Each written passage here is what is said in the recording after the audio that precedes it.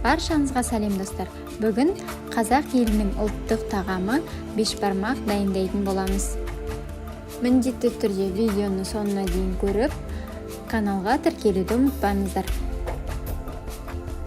Қазанға суық су құйып, тұздалған сиыр немесе жылқы етін қазысын салып, оттың жоғарғы температурасына қойып, қазанымыз қайнағанша ұстаймыз.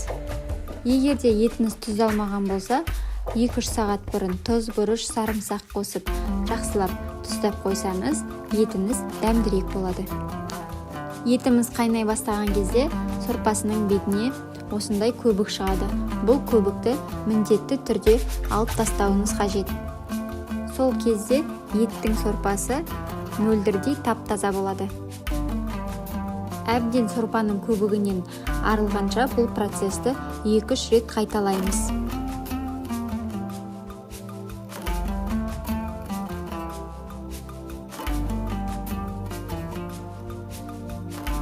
Сорпамыздың көбігін толықтай алып тастаған соң, үстіне жартылай туралған пиязды қосып, отымызды орташадан төмен жылдамдыққа қойып, етіміз толықтай дайын болғанша 1,5-2 сағат баяу отта пісіреміз. Еттің дайындалуына жарты сағат уақыт қалғанда, сорпамыздың үстіне 5-6 картоп қосып, дайын болғанша пісіреміз. Бастапқыда салған пиязымызды сорпаға дәмі шыққан соң толықтай алып тастасаңыз болады. Етіміздің қамырын илеу үшін 300-400 мл сорпаны ыдысқа құйып, алдын ала суытып аламыз. Ұнымызға 2 жұмыртқаны жарып, үстіне сорпаны құйып, қатты қамыр илейміз. Сорпамыздың тұзы болғандықтан қамырға көп тұзды қосудың қажеті жоқ.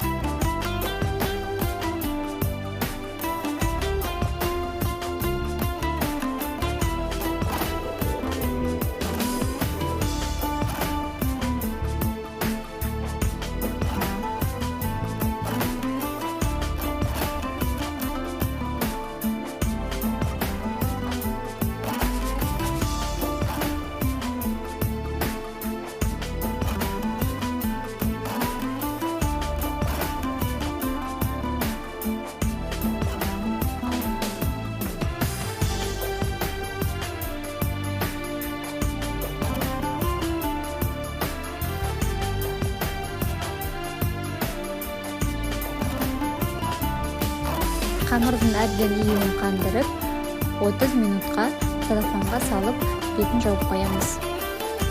Дайын болған қамырымызды 2-3 бөлікке бөліп, оқтаудың көмегімен ортасына ұн себе отырып, жұқалап жаямыз. Алдымен орташа көлемге дейін дөңгелетіп, форма келтіріп аламыз. Содан соң қамырымызды оқтауға орай отырып, толықтай баспай, жеңіл көлемде үлкен етіп жаямыз.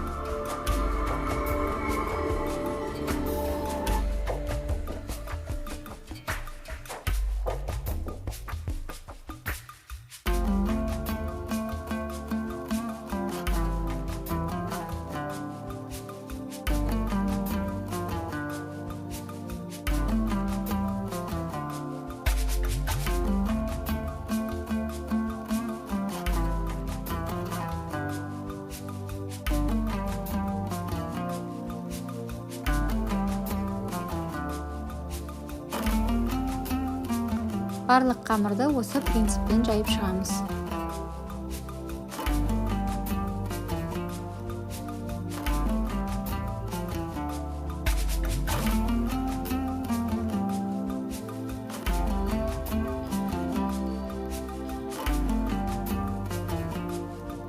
Дайын болған етімізді орташа бөліктермен тураймыз.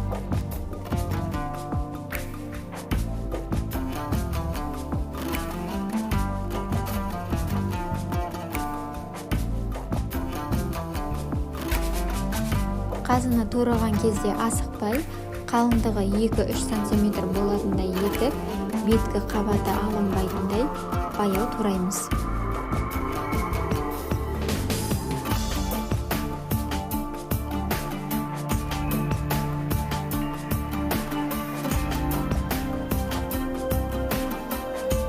Тұздығын дайындау үшін пиязды ұсақтап турап, үстіне бұрыш қосып, пияздың үстіне сорпаның майлы жерінен қосамыз.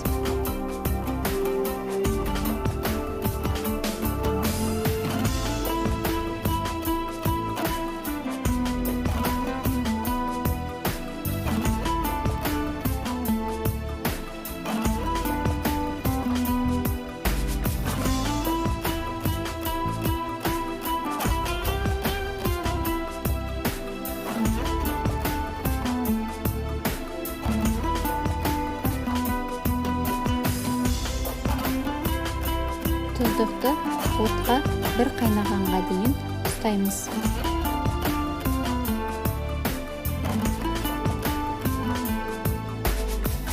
Тұздығымыз қайнай бастаған кезде бірден оттан алып тастаймыз. Қайнап жатқан сорпаға қамырымызды салып, қамырымыз жабыспас үшін жақсылап араластырып, бетін жауып, отты баяулатпай, жоғарғы температурада бетін жауып 3-4 минут дайын болғанша пісіреміз. Қамырдың дайын болғаны білу үшін осылай 2 рет көтеріліп пісу керек, немесе қамыр үзіле бастаған кезінде бірден оттан алып түсіре бастаймыз.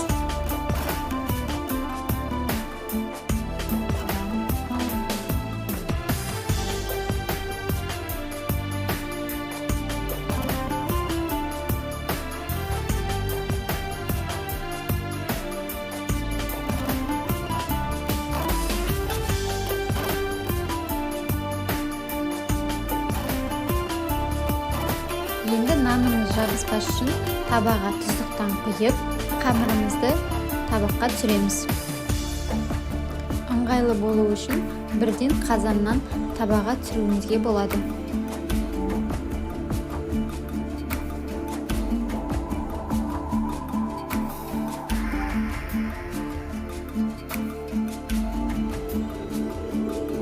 Нанымыз жабысып қалмас үшін тез арада ортасына тұздықтан құйып, жақсылап араластырамыз.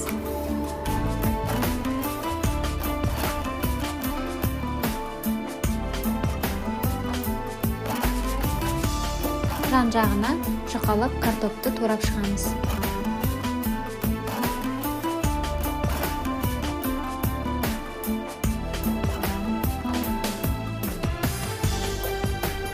Бетіне туралған еттерімізді саламыз.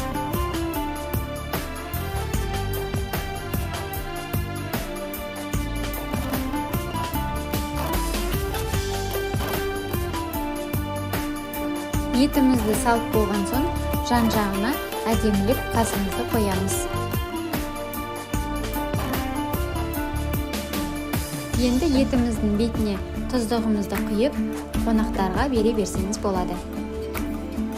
Осымен біздің ұлттық тағамымыз бешбармақ дайын.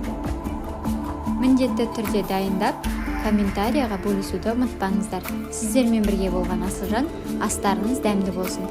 Келесі көріскенше сау саламатта жолығайық.